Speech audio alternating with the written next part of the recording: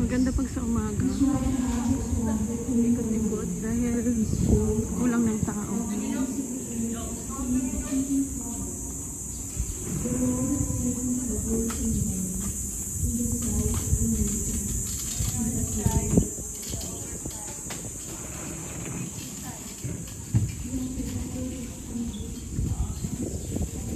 Umpisa pa lang sila na magbukas.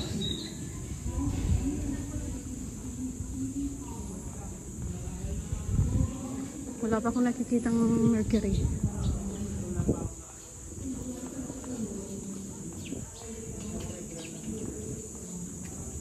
Catholic Bishop Conference of the Philippines, CBCP.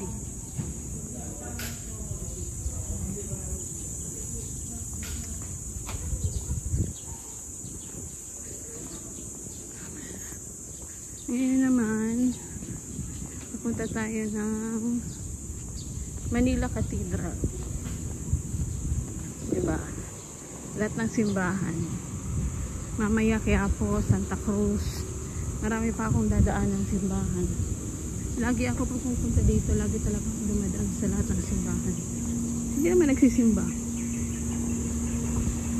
Ang upo lang saglit. Kunting dasal. Ayan. Ito na po yung Manila Cathedral. Tagang gilid. Walking distance lang kasi mula sa San Agustin Church. Ayan o. Yun, doon yung San Agustin Church. Tapos mga konting lakad. Few steps away. Ito yung Manila Cathedral. Sana makakita na ako dito ng Mercury. At ako'y nauuhaw na. Tuyo na yung lalamunan ko. Ito yung ano ba tawag dito? Gobernador Comelec. Ganda nito. Tapos ito sa gilid, Manila Cathedral. Sana bukas. Palacio del Gobernador. Kalimutan ko. Gobernador lang ang naalala ko. Palacio del Gobernador. So dito, yan na. Manila Cathedral.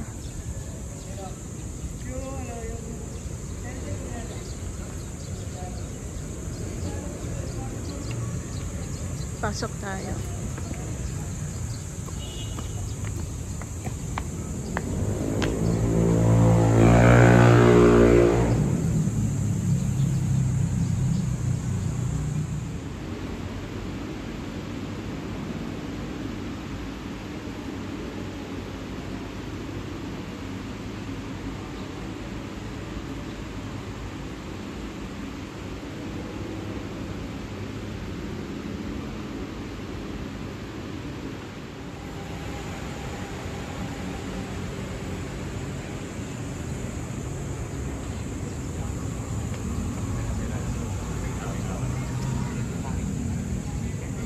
Nakakahiya sa loob ng ingay. Pagpasok, may body scanner dyan. Pasok ng simbahan. Ngayon, ang hahanapin ko ay Mercury. Baka doon, may KFC, Chowking. Hanap muna ako ng Mercury. Uhaw na uhaw na. May nakita ako. Mini library. Meron din ganito sa BGC. Library hub. Ang cute. Kaya lang, okay sana. Intramuros bookstop. Sana lang talaga hindi tayo nagkakalat. Oh, may pangilan-ngilang basura. Nakakalungkot. Sa harapan pa man din ng Manila Cathedral. Oh, ang ganda-ganda ng Manila Cathedral. Tapos may mga kalat na ganyan. Ayun. May mga nakita akong Guardia Civil. Ayun. Diba? Ayun pa. Mamaya-maya, marami ng tao dito. Sa totoo lang. Kaya mas maganda. Gusto nyo talagang masolo yung lugar, agahan. Tulad ngayon. Wala pa masyadong tao. Hindi mainit. Tapos makakapag-video ka. Makakapag-picture ka. Kasi wala pa masyadong tao.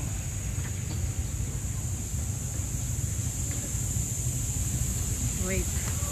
Hanap muna ako ng Mercury. Mukhang wala yata dito.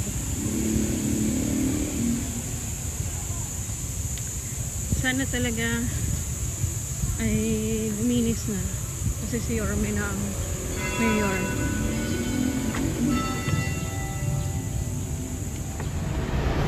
Mukhang wala yata ang Mercury dito.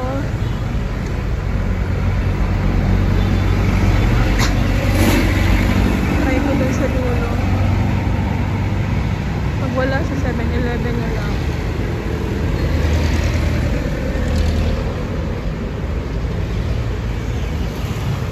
Wala eh. Puro mga bangko.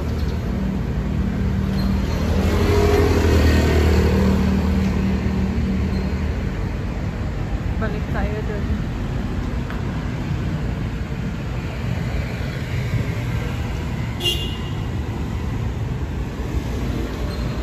Buti nakahanap tayo ng Uncle John. Ipos na kaya. Sa likod lang ng Plaza del Gobernador. Ang ganda dito oh. Sarap mag-jogging dito oh. Maraming puno. Sa harapan lang to ng ano. Sa likod ng Intramuros. Sa may Manila Golf. Intramuros Golf Club. Manila Golf Club patawag siya. Ayan. Manila Golf Club. Tapos ito yung papuntang Pier 4.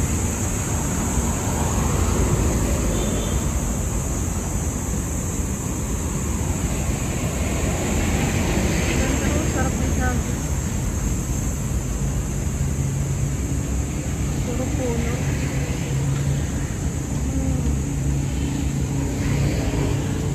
Ano to? First time ko pa dito ah. Sarap mag-bike or kaya mag-jogging. Ito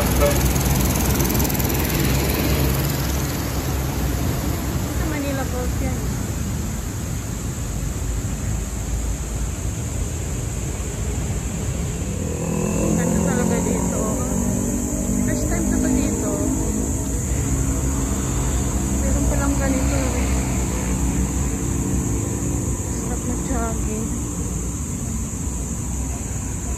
Wala pa masyadong tao. Katulad dun sa BGC. Dami ng tao. Dati araw-araw din ako sa BGC umaga at hapon. Dumadami na ang tao dun. Kaya naghanap na ako. Papuntang Quiapo. Papuntang MOA. Kahabaan ng EDSA. Tinatakbo ko yung kahabaan ng EDSA. Medyo nakasawa na rin. Pero ito, ganda dito. Walang tao. Ilan lang. Tapos magpuno pa. Kaya fresh air. Actually guys, di ko alam kung ano yung dulo nito.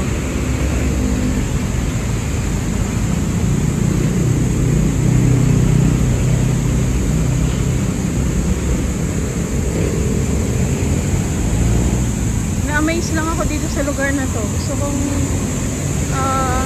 makarating hanggang dulo. Kung ano yung dulo. Ang ganda eh, oh.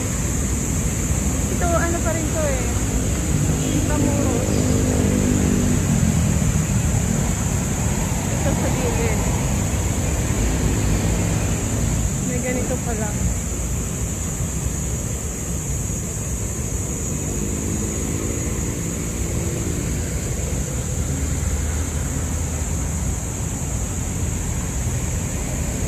Sarap talaga dito mag-jogging kasi yung malalanghap ng hangin, presko.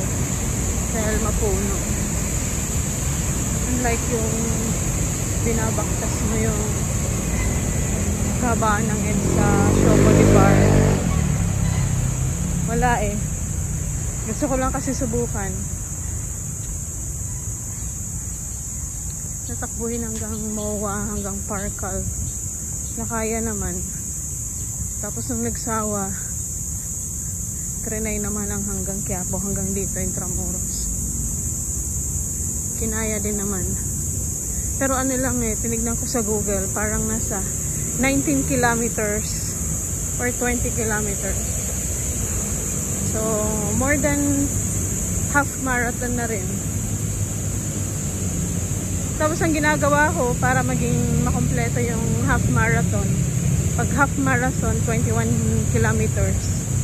Umiikot pa ako ng ilang beses sa Parcal. Ganda din doon sa Parcal.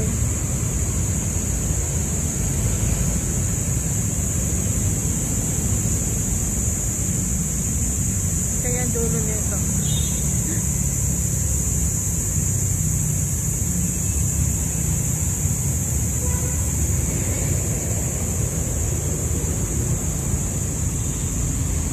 Alam ko port area to eh. Ito.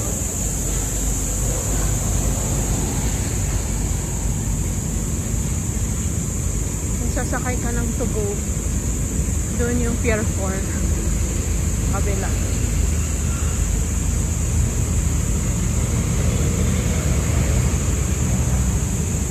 Recommended talaga itong lugar na to para mag-jogging.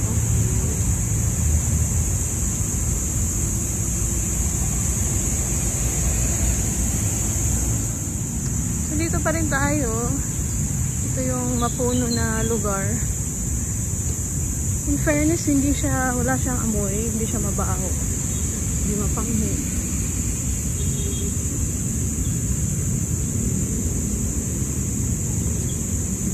Mahangin. Ah, okay. So, ayun, ang dulo pala nito ay Luneta Park. Ngayon ko lang na-realize. Rizal Park.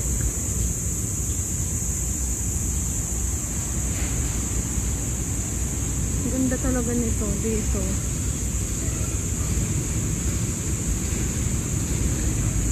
Hindi nga lang ako pagod. Pwede na ilang ikot pa. Haba nito oh. Kaso ano, pagod na ako.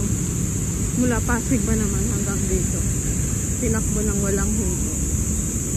Diba? Manila Golf Club.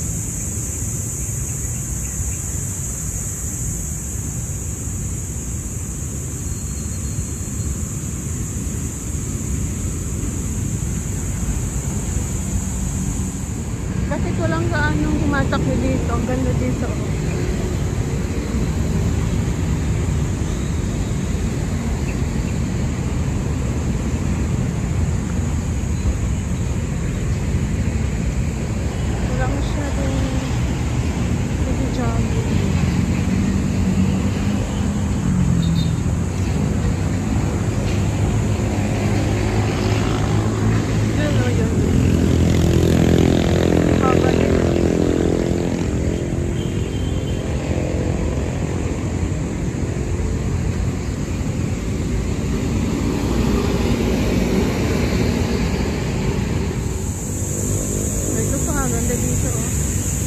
Karugtong lang to doon sa kabila.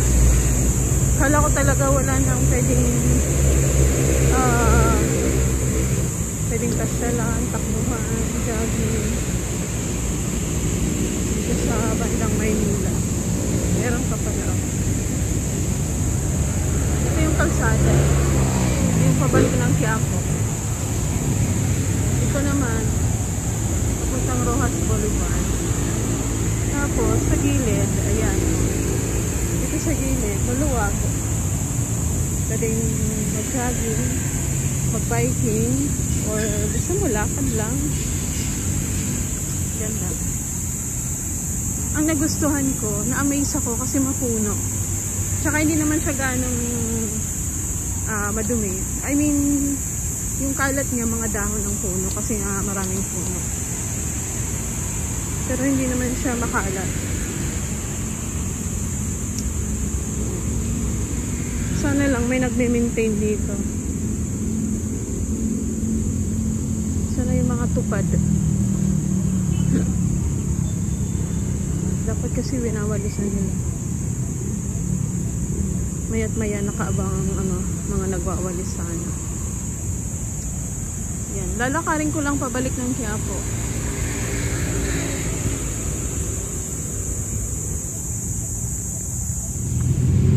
So, ang ganda din itong mini plaza. Mini plaza lang. Malinis naman siya. Yan. Mga maliliit na lang. Sino to? Sino ka po? Siya ay si Juan Luna, painter, patriot, and diplomat. Born on October 24, 1857 in Badok, Ilocos Norte. Studied at Ateneo Municipal de Manila, Escuela de Bellas Artes, and Escuela Nautica Manila. Si Juan Luna. Ayan yung Intramuros kanina. Dito pala ako kanina pumasok. Umikot lang pala. Wala masyadong tao.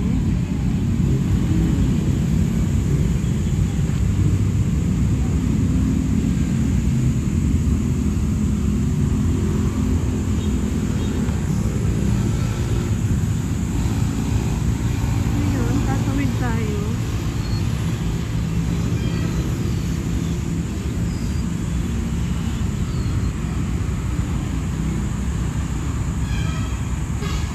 Kailangan sa underpass. Ganda ng underpass kanina. May LED. Balikan natin. Na-amaze din ako kasi dati nakakatakot yung dumaan doon. Dahil madilim, mabaho, mapanghi. Pero ngayon, pinaganda. Yun yung panahon ni Yorme din eh.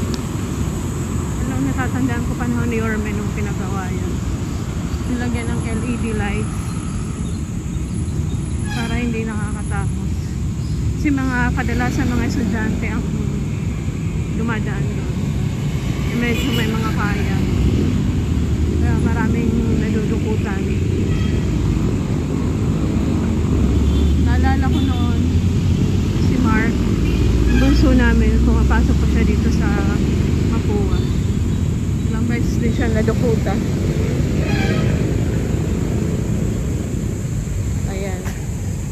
Tatawid tayo sa kabila. Yun yung National Museum.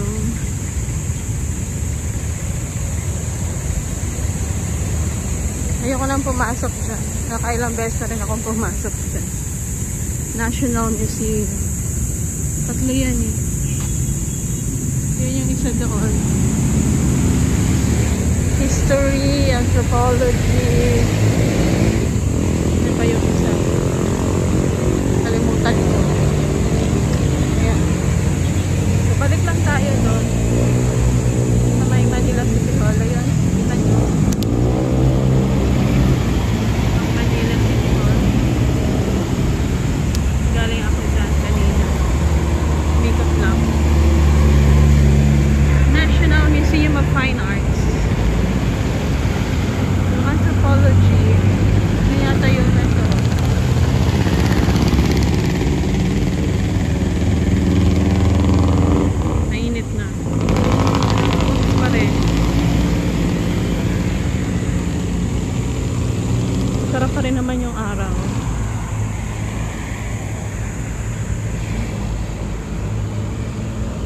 Sabado ngayon, kaya hindi gaano madaming sasakyan.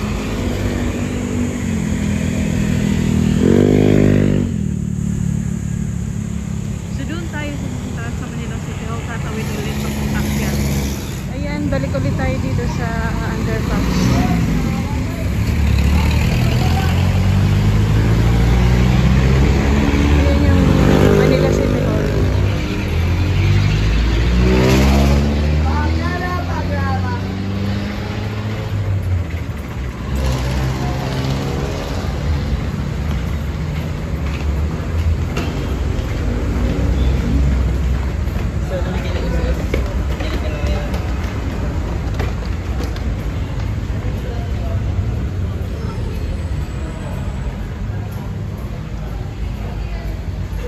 Ang ganda.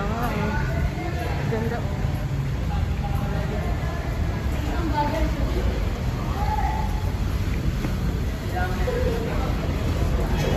Ngayon lang ulit ako dito nakadaan.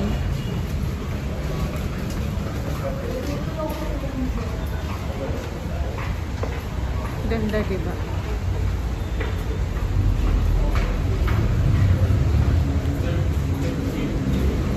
Tapos may nakabantay na pulis.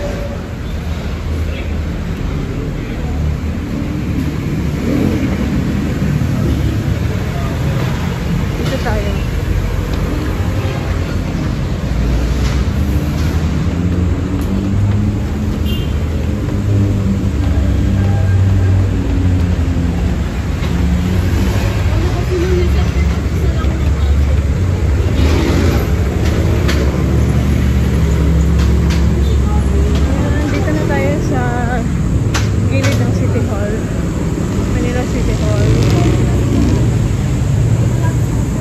Fairness, ganda ng Maynila.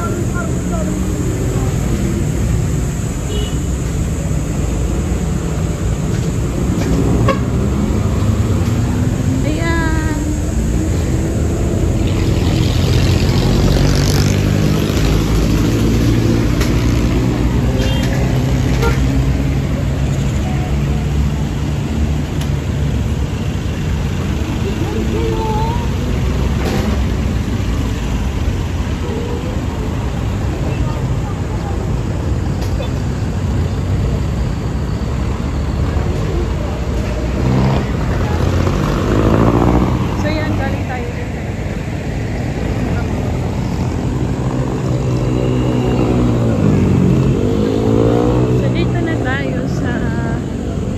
Bonifacio Shrine. Pinaganda din to ni Yorme. Nilinis ni Yorme, pinaliguan. Dati kasi maraming nakatira dyan sa likod. Pati yung likod niyan, yung baba, yung loob, may nakatira. Yung mabaho, mapanghi. Diyan kasi sila tumatae. Pero ngayon, oh, iba ka talaga, Yorme.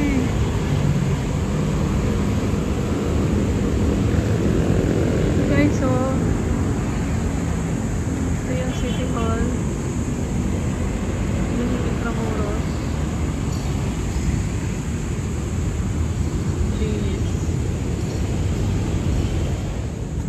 So, dito pa rin ako sa likod ng Bonifacio Shrine. Nagpahinga lang ako saglit. Medyo pagod na rin ako. Ito yung Universidad de Manila. Iba yan sa Pamantasan ng Maynila. Magkaiba sila. Ito, Universidad de Manila sa likod ng Bonifacio Shrine. Malapit sa City Hall. Tapos yung Pamantasan Lungsod ng Maynila naman, doon sa loob ng Intramuros. Pahinga muna ako dito. In fairness, oh, linis, oh.